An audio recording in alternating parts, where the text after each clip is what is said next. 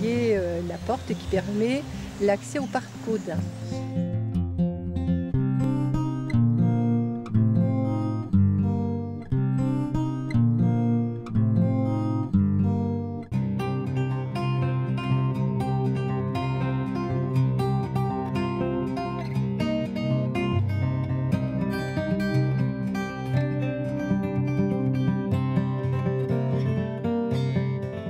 Cette porte n'a pas toujours été la porte du parc Caudin, puisqu'au XIVe siècle, elle était une des entrées de la ville de Châteauvillain. Elle faisait partie d'une enceinte qui fait 2,6 km et qui comprenait 60 tours, soit plus de tours qu'à Langres. Cette porte était une des 3 portes qui permettaient l'accès de Châteauvillain. Il y avait aussi la porte de Voire et la porte Saint-Jacques, mais la porte Madame est la seule qui soit restée en l'état. Cette porte permet aujourd'hui l'accès au parc Caudin. Ce parc n'existe que depuis 1655. C'est à l'initiative du fils du duc de Vitry, qui était un des seigneurs de Châteauvillain, que ce parc a été institué. Le fils du duc de Vitry a décidé, donc en 1655, de privatiser 272 hectares de forêt pour pouvoir s'adonner tranquillement au plaisir de la chasse, sans être dérangé. Pourquoi vient-on au parc?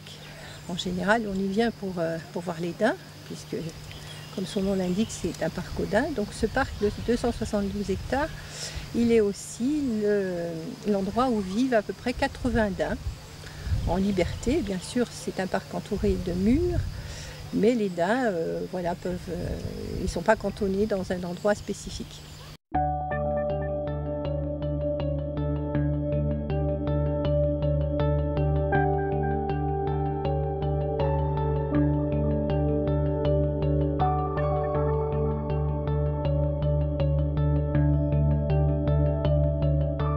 Il fut un temps, il y avait au parc aux daims des daims qui étaient apprivoisés.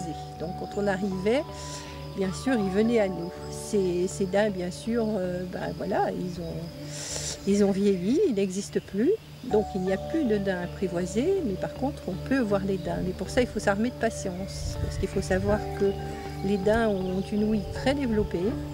Ils entendent un bruit de pas entre 80 ou 100 mètres, ou une branche qui casse. Donc et un atout, c'est qu'ils ne voient pas très bien. Ils voient bien de jour, mais ils ne voient pas très bien dans la pénombre.